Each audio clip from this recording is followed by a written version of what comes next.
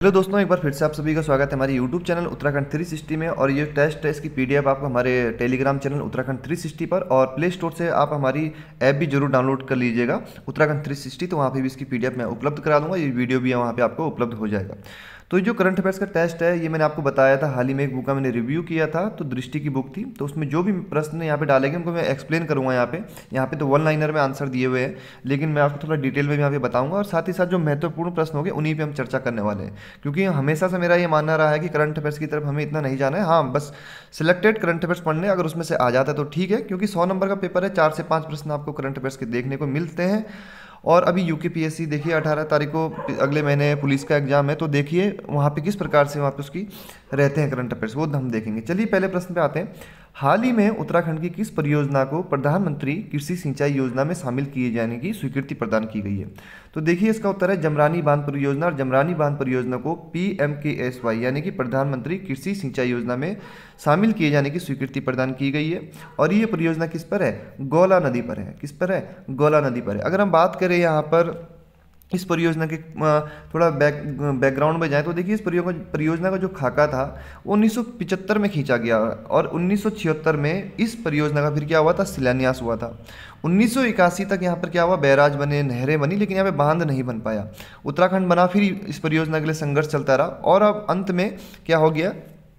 इसके निर्माण का रास्ता साफ हो गया। तो महत्वपूर्ण रहेगा कि शिलान्यास कब हुआ था? 1976 में इसका शिलान्यास हुआ था। तो इस परियोजना से किस किस को लाभ होगा? फिर देखिए यूपी को भी यहाँ पे लाभ होने वाला है, उत्तराखंड को भी यहाँ पे लाभ होने वाला है, तो ध्यान रखेंगे। तो ये जमरानी बांध परियोजना हमारे लिए महत्वपूर्ण हो जाती है, गौला नदी पर है जो। अगला है यहाँ पे 17वां प्रवासी भारतीय दिवस का आयोजन निम्नलिखित में से किस राज्य में प्रस्तावित है? तो जो 17वां प्रवासी भारतीय दिवस है, देखिए प्रवासी भारतीय दिवस क्यों मनाया जाता है आपको पता ही होगा।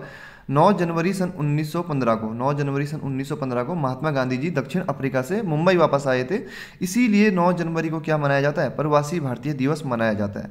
लेकिन थोड़ा सा ध्यान रखना, देखिए 1915 में भले ही वापस आए थे, लेकिन मनाना कब से शुरू हुआ? 2003 से। ये सबसे महत्वपूर्ण रहेगा, 2003 से मनाना शुरू हुआ था। और पहला प्रवासी भारतीय दिवस 2003 में नई दिल्ली में मनाया गया था। ये कुछ ऐसे फैक्ट हैं दोस्तों जो एग्जाम में कभी भी पूछे जा सकते हैं। तो 2003 में नई दिल्ली में पहला प्रवासी भारतीय दिवस मनाया गया।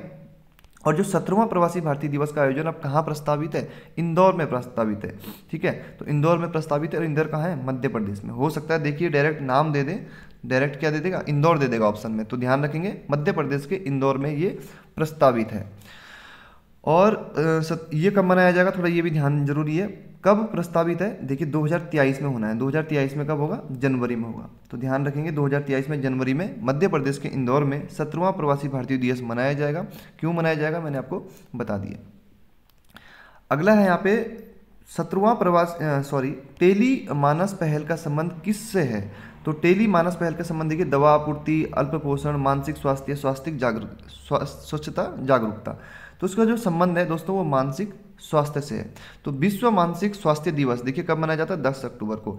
तो केंद्रीय स्वास्थ्य और परिवार कल्याण मंत्रालय है, उनके द्वारा क्या हुआ? एक योजना शुरू की गई है, और 24 घंटे क्या होगा इसमें? मानसिक स्वास्थ्य की सेवा दी जाएगी। इसके लिए उन्होंने कुछ हेल्पलाइन नंबर दिए हैं, और उन हेल्पलाइन नंबर पर कॉल करके आप क्या कर सकते हैं? स्वास्थ्य सेवा के बारे में जानकारी ले सकते हैं। ठीक है, मानसिक स्वास्थ्य सेवा के बारे में जानकारी ले सकते हैं। तो हेल्पलाइन नंबर इतना याद रखने की जरूरत नहीं है, बस केवल टेली मानस पहल का हमें ध्यान रखना होगा कि मानसिक स्वास्थ्य के लिए एक सेवा शुरू की गई है, बस इतना ध्यान हमारे रखना काफ़ी है।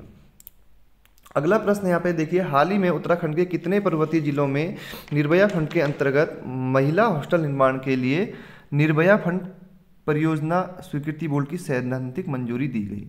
तो देखिए इसका आंसर है सीधे सीधे 10 जिलों में। तो उत्तराखंड के कितने पर्वतीय जिलों में निर्भया फंड से महिला हॉस्टल का निर्माण किया जाएगा? 10 जिलों में किया जाएगा।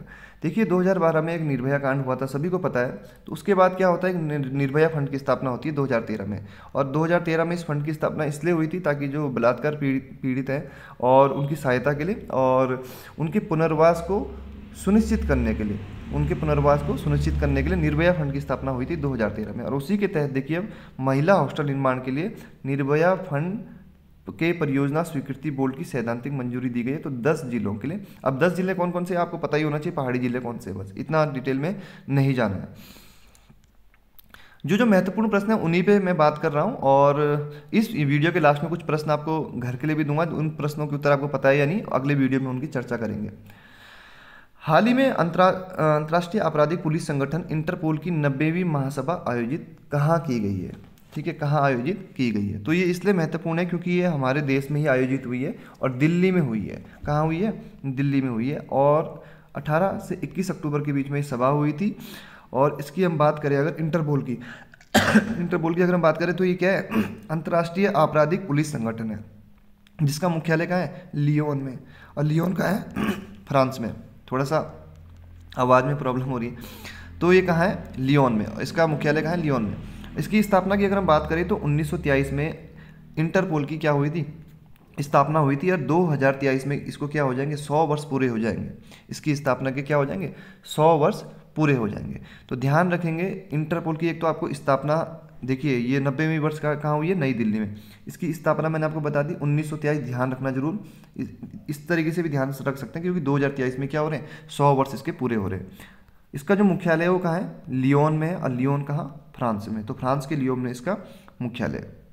और नई दिल्ली में जो ये बैठक हो रही है ये इसलिए भी महत्वपूर्ण है क्योंकि लगभग नहीं, ये 25 सालों बाद यहाँ पर ये बैठक हो रही है।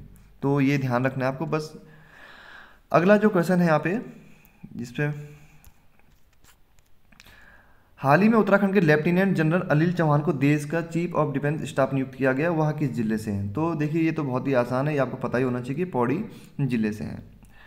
स्वच्छता सर्वेक्षण 2022 रैंकिंग में स्वच्छ शहर निम्नलिखित में से किसे घोषित किया गया? सबसे ज़्यादा स्वच्छ शहर किसको घोषित किया गया? ये भी काफ़ी सरल सा प्रश्न है, और इसका उत्तर क्या है? इंदौर। तो मध्य प्रदेश के इंदौर को स्वच्छ शहर यहाँ पे घोषित किया गया। अहिंसा का अंतर्राष्ट्रीय दिवस, ये आपको पता ही होना चाहिए। और यहाँ पे एक स्वच्छ शहर के से एक क्वेश्चन और जरूर नोट कर लीजिएगा आप। देखिए इंदौर को क्या किया गया? सबसे ज़्यादा स्वच्छ शहर। लेकिन अगर मैं बात करूँ बेस्ट गंगा टाउन की, बेस्ट गंगा टाउन, ठीक है, स्वच्छता सर्वेक्षण जो 2022 है, इसमें अगर बेस्ट गंगा टाउन की बात करें तो हरिद्वार को किया गया। तो ये जरूर ध्यान रखेंगे, उत्तराखंड से रिलेटेड क्वेश्चन बन गया है। तो बेस्ट गंगा टाउन कौन सा है? हरिद्वार। अगला है यहाँ पे स्वच्छ सर्वेक्षण 2022 के अंतर्गत उत्तराखंड का वह शहर जो हिमालयी राज्यों में देश भर में एकमात्र गार्बेज फ्री सिटी रहा।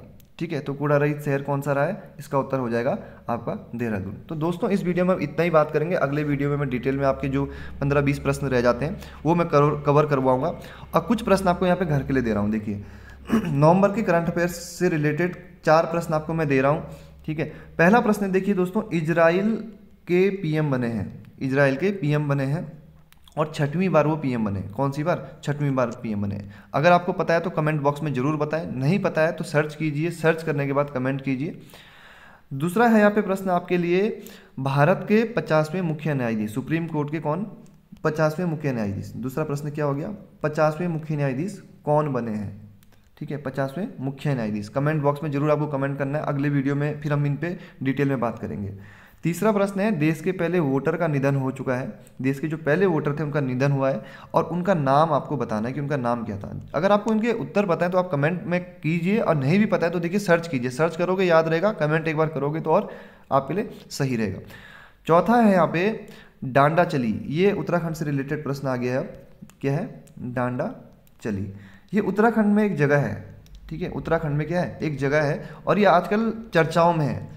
और ये चर्चाओं में क्यों है, थोड़ा आप इसके बारे में भी पढ़ लीजिएगा। लेकिन ये जगह है कहाँ, किस जनपद में है ये जगह, ये भी आपको कमेंट बॉक्स में बताना है। तो चलिए दोस्तों अगले वीडियो में मिलेंगे। तो अक्टूबर के जो करंट अफेयर्स की वीडियो प्रश्न थे दृष्टि से, वो मैंने यहाँ पे करवा दिए पहला पार्ट, और जो पार्ट 2 होगा वो 1-2 दिन में आपको मिल जाएगा। फिर नवंबर में हम अपने हिसाब से कुछ प्रश्न में करवाऊंगा, बाकी जैसे बुक आएगी तो उसके करंट अफेयर्स भी आपको करवा दूंगा। धन्यवाद।